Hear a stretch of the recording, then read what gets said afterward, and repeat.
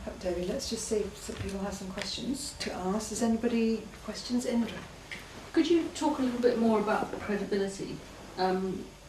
Usually when you think about credibility, it's in the eyes of others. How do you link that up with authenticity? So credibility is about establishing... David, just for continuity, can you just repeat the question that Indra said? Or yes, you repeat. You repeat it, so as you answer it, so... Okay. So the question is, how is credibility different to being authentic? And credibility is about what it is you've earned your stripes about. So for example, Tipping Point, Malcolm Gladwell. He says that you earn your stripes by doing something for 10,000 hours. 10,000 hours. Now, I wrote to him and said, why is it 1 followed by 4 zeros? Why not 5 zeros? Why not 3 zeros? And the answer is, it's a round figure, but it's about the quality of what you do and how well you do it and how well you master it that gives you credibility.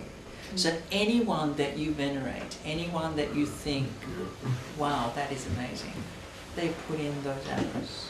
They've earned their stripes. And that's what we actually credit them with, for putting in that kind of hours. So credibility is earning your stripes because you can speak from a space of true expertise. And don't confuse expertise with experience either. Two very, very different things. One gives you authority, the other one gives you credibility. Expertise gives you credibility, experience gives you credibility. Which one gives you authority? Sorry. So authority is all about what it is you've learned. Okay, so everything that you've studied, you've learned. What experience gives you is how to help others, how to guide, how to move them forward. What's the next step? So you will prevent them from making the same mistakes because you have got experience. So swimming is a good example. So if I've studied the theory of swimming, I can tell you how to swim, but if I can't swim myself, I can't save you in the water. But if I'm an experienced swimmer, I will combine both my understanding of the techniques as well as my experience to save you from drowning or to make you a champion. So surely credibility and authority are both arising from experience, and all four of those things are required. No? Absolutely. Yeah. You need all of them. Yeah. Yeah. To be truly an expert, you need all of those. But credibility, most people speak from experience, whereas in this day and age, if you just speak from experience, by the way, experience is always about the past. It is not about the future. So I cannot tell you anything about experience going forwards this year, but I can tell you everything about experience from today going backwards in time. So it worries me when people say, have you got enough experience? Well, would you want an eye surgeon operating on your eye who's got an experience about 30 years ago? I don't. I want the person who's got the latest, because technology has changed. Ideas have changed. Even the way the technique of operations have changed. So we've got a doctor in a house which actually would say, well, unless you're keeping up with what is, you can't be. So it is, you're right, it is about credibility. It's all four of those. Yeah. And just to finish off that point, you're saying that without earning your stripes, you can't have credibility. So people, in a sense, have got to show a history of whatever it is they're speaking about. They have to have a history of that, proof of that. Yeah. We own it through who we're being. Yeah. Because if we don't, we can't prevent. And if you can't prevent, you're always dealing with symptoms and not the cause. And we want to deal with cause these days. And right now, all the global governments, especially the G8 and the G20, don't want to look at cause. Yeah. And hence we're still Yeah. in what we call in Australia the GFC, but global financial crisis, Yeah. is because we're not willing to look at cause. So we paper over the cause and we just deal with symptoms. We'll spend X billions of pounds on this. But why? I've got to add to this conversation Marianne Williamson's Mm-hmm. role in running for Congress. Yeah, I was going to Because ask that she question too. is absolutely, she is living the conviction, she is living her calling, and she's earned all her stripes from all her addictions as a young woman to taking on A Course in Miracles. And when she was first teaching it, the structures which now exist today did not exist then. So she didn't have any of the support or the structures to bring it up. And she's pioneered it and she's birthed it and she's right on the leading edge now. And she's a game changer. She's breaking all the rules and she may not win, but to her it's irrelevant. Go Marianne! Go Marianne! You talked about earning the stripes and having a history and the importance of that in response to Indra's question.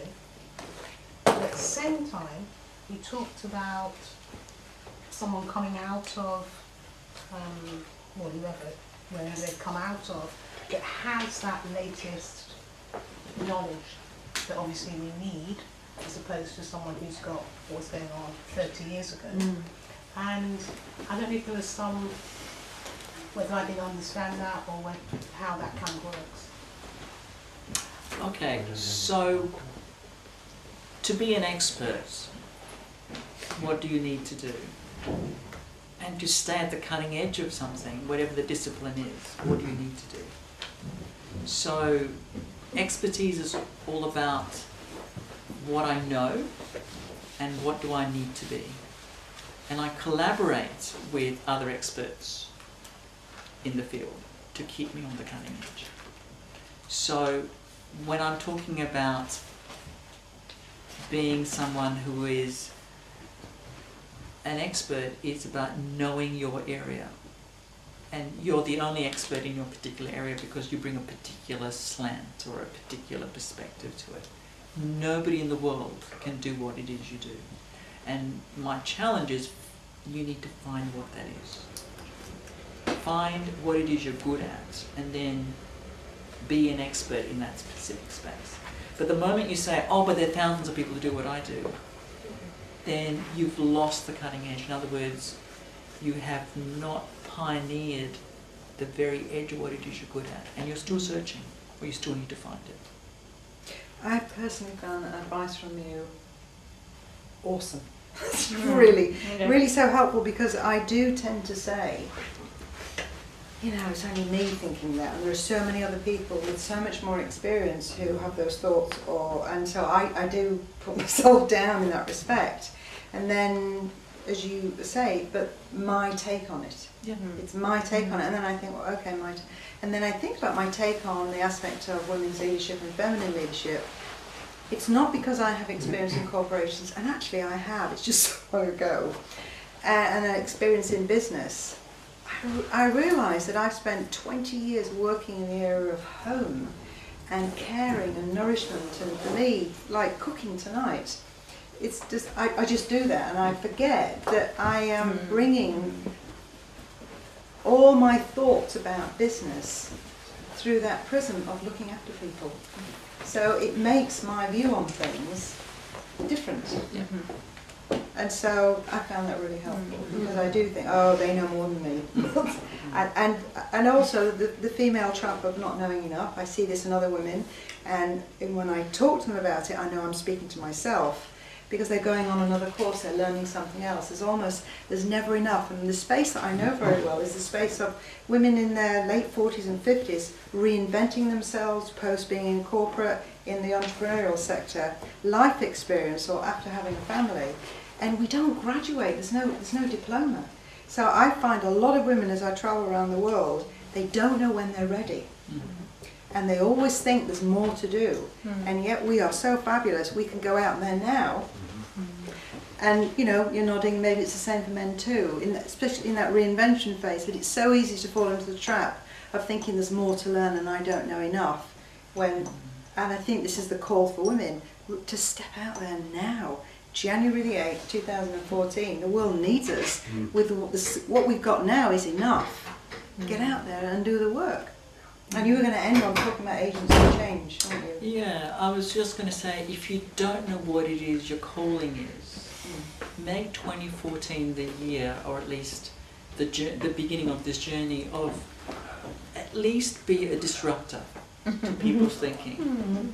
If you can't be a disruptor, then be a connector. Connect people, bring them together. If you can't be a connector, then be so radical that you transform the space that you're in. In other words, challenge the thinking in the space. So be inspiring or be engaging. But at the end of the day, I think we all have to be compelling. Whatever the message is, we all have to be compelling. And we're all capable of being compelling. Absolutely. In our field. Absolutely. Because it's all this expertise and credibility and experience you've talked about, and for me also passion. Something that we feel passionate about that brings it alive, because we feel that that's our name is on that, and we want to, we want to. And that's what compelling does, is Yeah. you're so compelled Yeah. because of your passion. Yeah. Yeah. Where's that conversation? Thank you, David. Thank you. Thank you all.